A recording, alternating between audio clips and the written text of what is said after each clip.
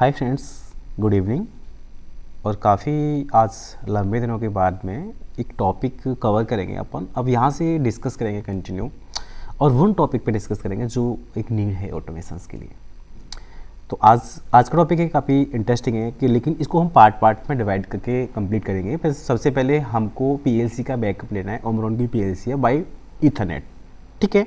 तो उसके लिए क्या चीज़ें आपको नीड होगी, तो मैं यहाँ पे वो चीज़ क्रिएट कर लेता हूँ। तो उसके बाद हम जो नेक्स्ट पार्ट रिमेनिंग पार्ट बनेगा वो मैं आगे बताऊँगा, ठीक है।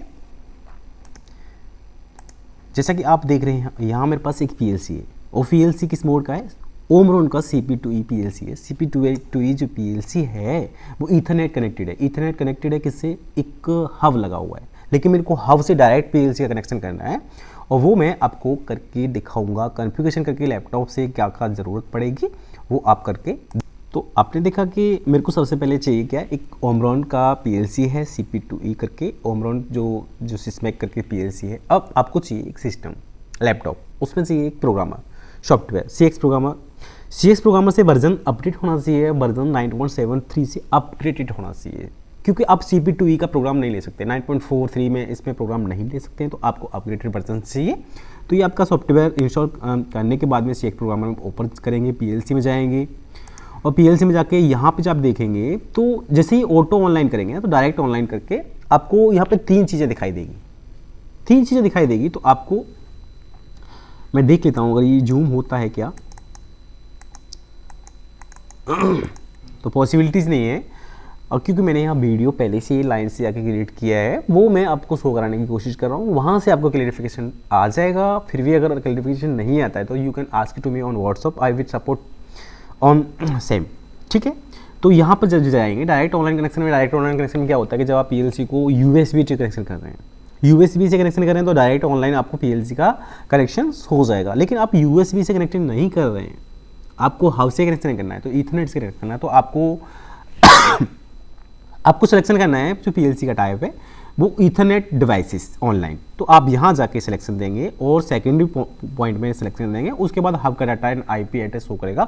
अगर किसी को IP एड्रेस मैच नहीं कर रहा है, प्रॉपर प्रॉब्लम शो है, तो उसके बाद आपको क्या करना है वो भी मैं आपको सपोर्ट करूँगा। ऐसा नहीं कि ईथरनेट आपके केबल लगाया वो डायरेक्टली आ जाएगा। अब आपने देखा कि यहाँ पे जो है डायरेक्ट कनेक्शन के लिए विंडो आ रही है, डायरेक्ट कनेक्शन के लिए विंडो जरिए है कि हब कनेक्शन शो कर रहा है। तो मैंने यहाँ पे डायरेक्ट कनेक्शन से बैकअप लिया है अभी, क्योंकि मेरी सिमिलरिटीज मैच कर रही है। मेरा जो पीसी का जो IP एड्रेस है और पीएलसी का IP एड्रेस सिमिलर है, वो कहाँ से चेंज करना होता है वो मैं बाद में बताऊंगा। अभी तो मैंने जो वीडियो क्लिप किया है वो मैं आपको अंडरस्टैंड कराने की कोशिश कर रहा हूँ।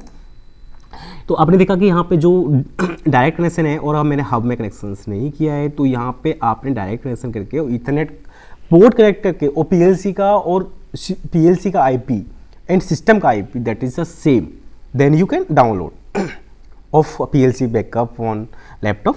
सो मैंने यहाँ देखा तो ये क्या है, अपने लेने लग गया, प्रोग्राम को लेने लग गया। अब you can upload program successfully upload, okay, and then that is complete. अब आप वर्क कर सकते हैं इस पर।